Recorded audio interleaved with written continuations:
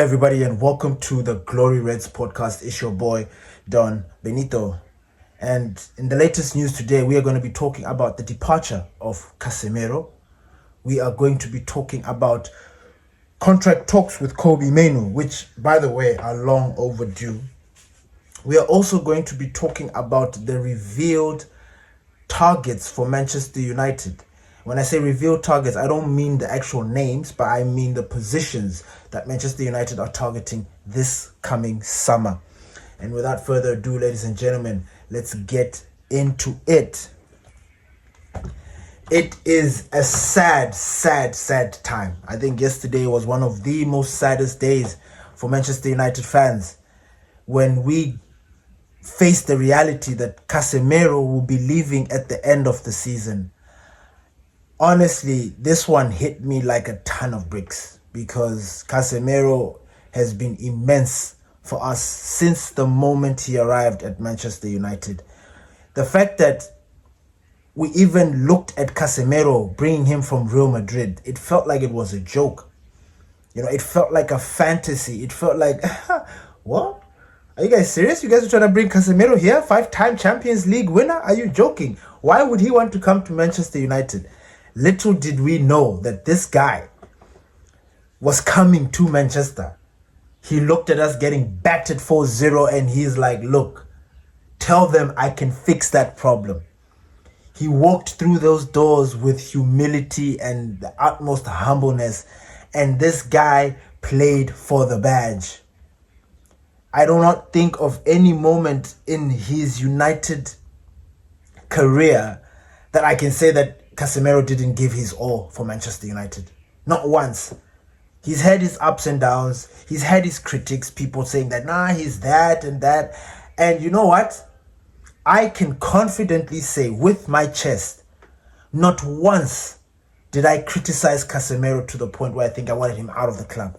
I always said, look, Casemiro is the type of player that you let him decide his fate. You leave him be because he's Casemiro. Do you understand what I mean? Every time you watch this player, he was always playing for the badge. You see the passion every single time he donned the shirt. Every single time he stepped onto the pitch, you could tell that Casemiro was playing for the fans. And it is now that time for us to say goodbye to Casemiro. When I was coming into, when it was now hitting me that, hey, Casemiro is leaving, I started to think about Bruno. And I started to think to myself, I'm like, if I'm getting this emotional about Casemiro leaving, what more when Bruno leaves? Like, what's going to happen when Bruno leaves? Casemiro, being a 5-time Champions League player, came into a United side that was struggling immensely. And he put his titles and his accolades aside and was humble and just got down to work with it. Like, just got down to work. That is one thing that I respect Casemiro for. We're never going to forget those Europa nights, those moments of brilliance, those individual moments of brilliance. That overhead kick against Bournemouth, that chip to Harry Maguire against Lyon, where it was the final buzzer. Like, no one could have done that except Casemiro. That Carabao final, when he opened the score for us and took us to win that cup. Casemiro has been part of 2 trophies at Manchester United. So you could easily say that he had a successful time at Manchester United, albeit I am sure he wanted the Premier League, or he wanted to at least make it into the Champions League. But now that is exactly what he plans to do.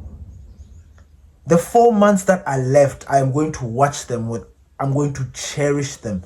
I'm going to enjoy every single moment. And here are a couple of quotes from Casemiro that I wanted to share.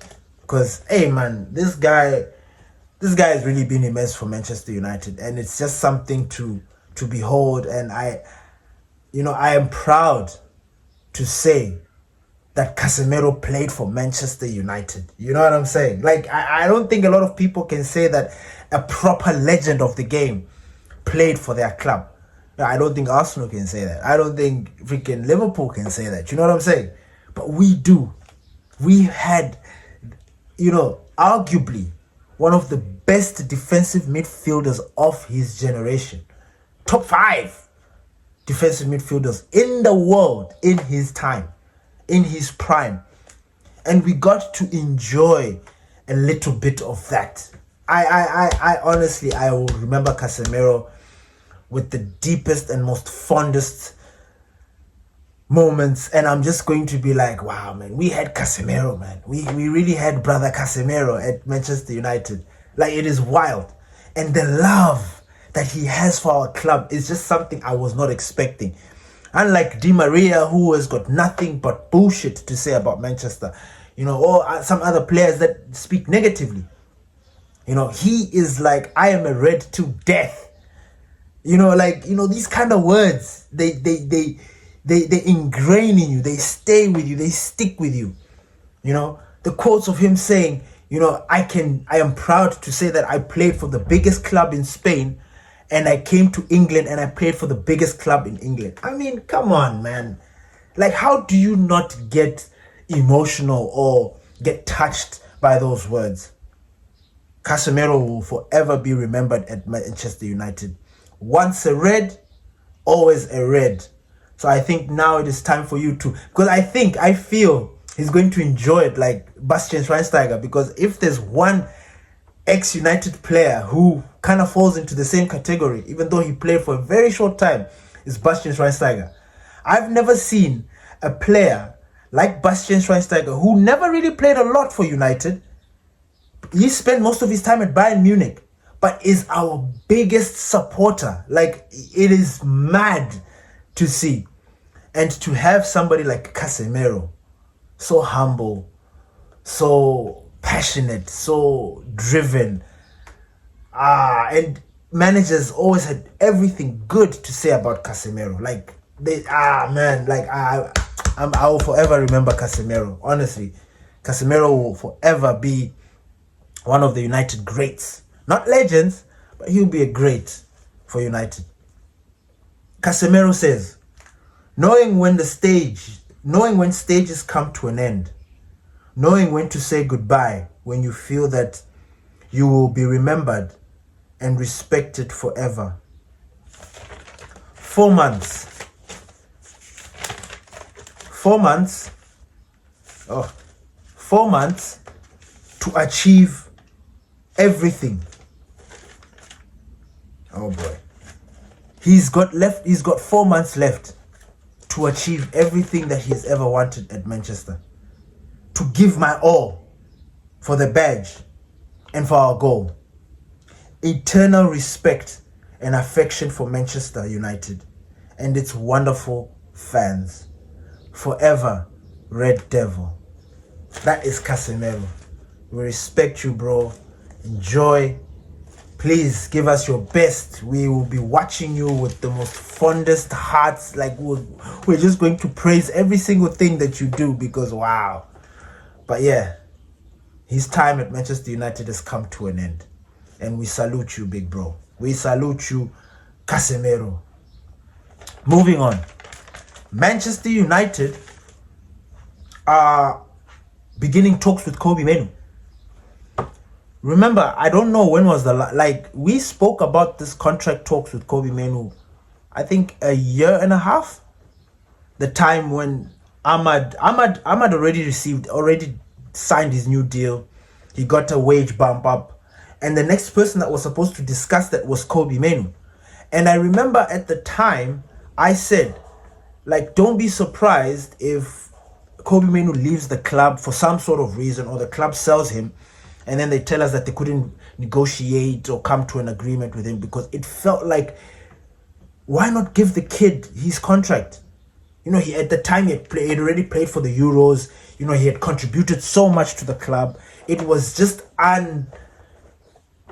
it was not unbecoming. Like, when you think about, why isn't he getting his new contract? Because I think, if I'm not mistaken, Kobbie Mainoo earns about 20,000 100,000 or maybe 50, I don't know, but it's less. It's such a significant, it's such a small amount that you would understand if he wanted to leave the club to go somewhere else where he would get a bump raise. So Manchester United are beginning talks with Kobbie Mainoo, and this is because of the departure of Casemiro. You know, they want to secure one of the players who they believe is for the future. So those contract talks are going to begin very, very soon. So we should be expecting, I think maybe in the summer, they will announce that Kobbie Mainoo has extended his contract or something like that. I don't know. Or maybe anytime soon. I don't know. But those talks have begun, and Manchester United are going to try and lock Kobbie Mainoo and make sure that he signs a deal. Now, Casemiro's departure will give an additional capacity to invest in the midfield department this summer. And like we've already mentioned and spoke about in previous episodes, Elliot Anderson is their dream signing from Nottingham Forest. He is the one that they have earmarked to be their number one signing, their target, their priority midfield target. And we are going to wait and see how that goes by, or how that goes down. Because again, we were also told that we wanted Carlos Baleba. And if you watched the African Cup of Nations and you saw how Carlos Baleba was playing, oh my days. I was watching him and I'm like, look, this guy is N'Golo Kante reincarnated. This boy is unbelievable. So it's again about preference. Who you want, who the club wants, who they think fits the mold of a Manchester United fan. I don't want to rule out Carlos Baleba. I really don't, because as a player, he's very exciting, energetic, can run back and forth like crazy. He can defend, he can attack, he stops counter-attacks. He is ridiculous. Anderson is a workaholic. He is just a bombastic guy who will just be there causing all sorts of problems in that midfield. So, you know what? Who knows? Who knows? Maybe we'll get both. You know? You never know. Which leads me to my next topic. It has been revealed Manchester United are looking to add 2 midfielders and a left winger. Now, who are these people? Who could it be? Now you just see, I just spoke about Carlos Baleba and Elliot Anderson. I don't know if they're going to be able to pull this off, because I can guarantee you both those players are going to go for 100 million plus for both each. And then you look at the left wing situation. Who are we trying to bring? The player that I spoke about yesterday, Jan Diamonde from RB Leipzig. It looks like Manchester United are really, really looking into him. Now, why are they trying to bring in a left winger? I don't know. Maybe because we don't have a left winger. I don't know. I don't know what Patrick Dogu is at the moment. If he's not a left winger, maybe they want 2 left wingers. Maybe Cunha will become another number 10 or another striker. I don't know. But it just seems like Manchester United are looking to strengthen that left side and the midfield. And this is depending on the manager, meaning if Michael Carrick does well and he happens to be offered the job, or if Manchester United get a new manager, like a top class manager, and UEFA Champions League football qualification. These are very important. So I'm now starting to wonder, if we don't qualify for Champions League, it'll be very difficult for us to actually do this, which makes sense, because that Champions League money will come a long way. When you qualify for Champions League, you get that 100 million. That gives you at least, it gives you breathing space. Now, if you take that 100 million that you get from qualifying for the Champions League, together with the funds that they are going to raise, the budget that is going to be given, we don't know how much it's going to be. Hopefully, it's going to be at least 200 million or 250. That is when these kind of signings can happen. Because if they're going to have a budget of 50 million, it's not going to make sense. We need to have at least 150 to 200 plus that Champions League money to be able to actually get these signings that we want. Because I believe that all three signings are going to go for 300 million. Maybe 280, 270, high 200s. Close to 300. But 300 million, let's just put it at the cap there. So that's the idea. And then there is also another interesting topic. Wilfred Ndidi. Manchester United have been looking to sign a midfielder this window. They've been going back and forth about who they should try and bring in, and Wilfred Ndidi has popped up. Now, I don't know what you guys think about this deal, but for me, I am not really a big fan, because Wilfred Ndidi, yes, he played in the African Cup of Nations. Yes, he was the captain of Nigeria.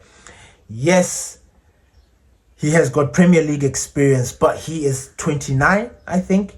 This doesn't fit the mold of what Manchester United is all about.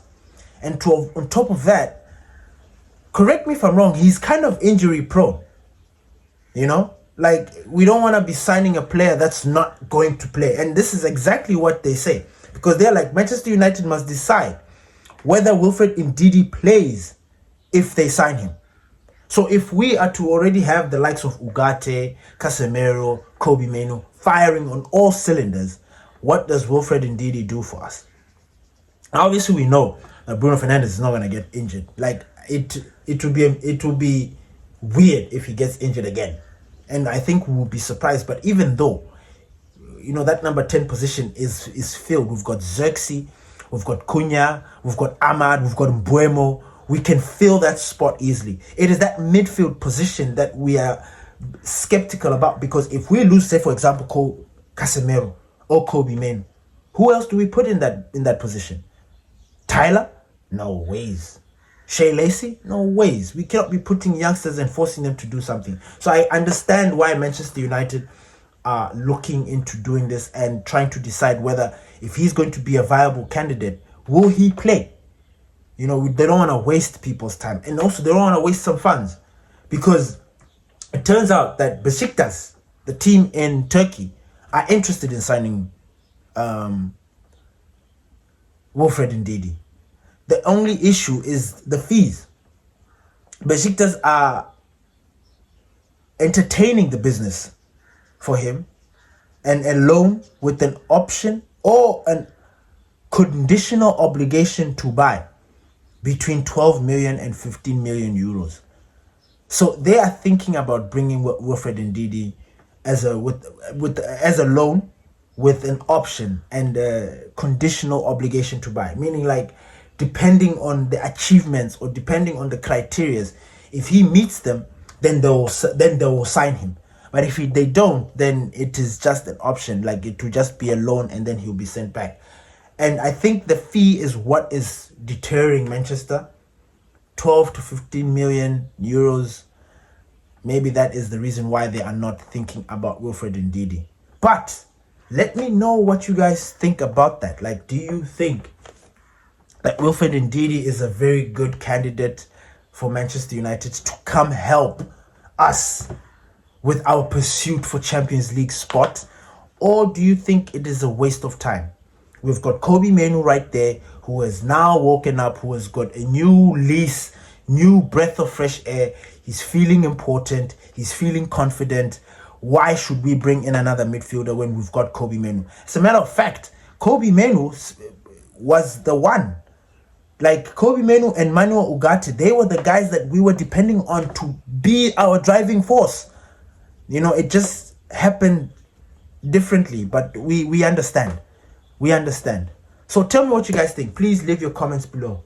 Thank you, everybody, for listening to the Glory Reds podcast. It's your boy, Don Benito. Peace.